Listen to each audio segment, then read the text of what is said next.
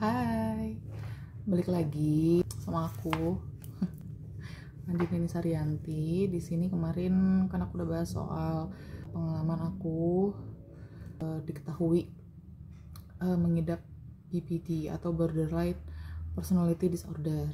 Kali ini aku mau kasih tahu berapa sih biaya berobat ke psikiater berdasarkan pengalaman aku ya. Pengalaman aku berobat di rumah sakit Advance Bandung. Begitu. Ini mudah-mudahan bisa membantu teman-teman yang masih ngawang-ngawang kira-kira berapa sih biaya berobat di psikiater gitu. Pertama, kalau di rumah sakit Advent itu kalau nggak salah ada 2 atau 3 psikiater yang in charge di sana gitu ya. Cuman personally aku langsung disambungkan ke dokter Lucky Saputra itu.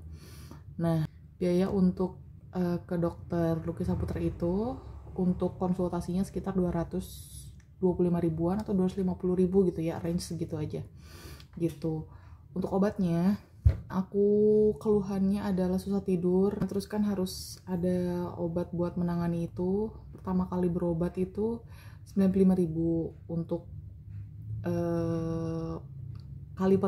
waktu kali pertama berobatnya.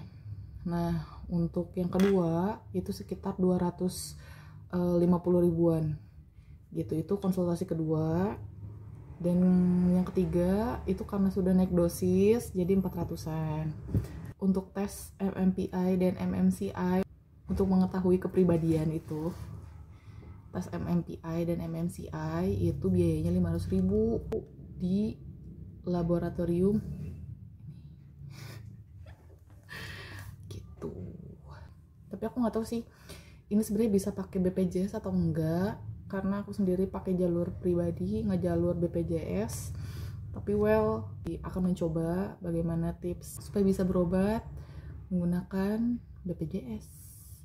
Mudah-mudahan ya, karena aku hanya ada Prudential asuransinya, dimana Prudential itu baru bisa digunakan ketika rawat inap aja gitu. Dan aku pernah rawat inap juga di Advent. Dan ini kenapa aku pilih buat di Advent, karena long story, di tahun 2018 itu aku didiagnosa autoimun, itu juga di rumah sakit Advent. Dan saat itu cover sama Prudential kebetulan gitu, jadi hanya ngabisin sekitar 22 ribu aja. Itu juga cuman buat baju inapnya sama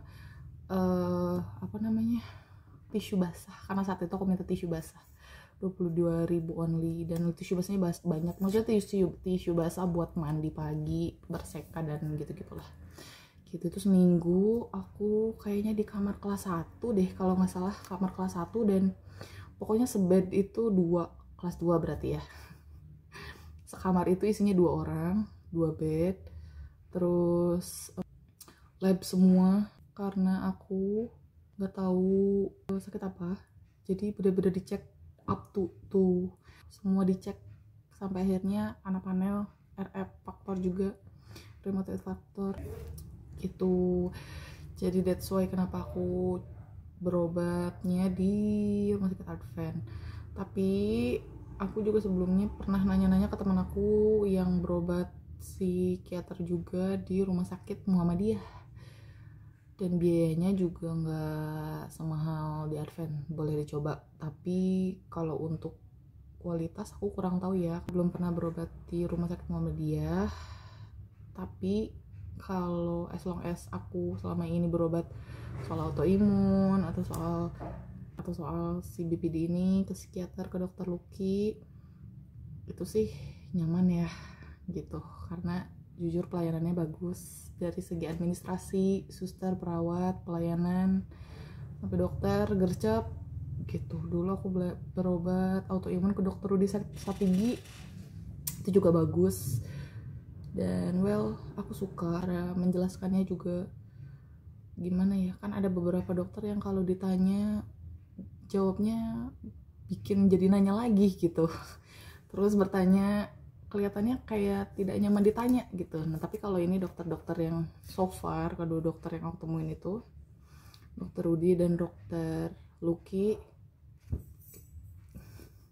Sekian penjelasan biaya dan testimonial kali ya berobat di rumah sakit Advent yang menurut aku recommended dari segi pelayanan, dokter, obatnya juga dikasih yang mantap. Kalau aku pribadi sih jempol. Tidak.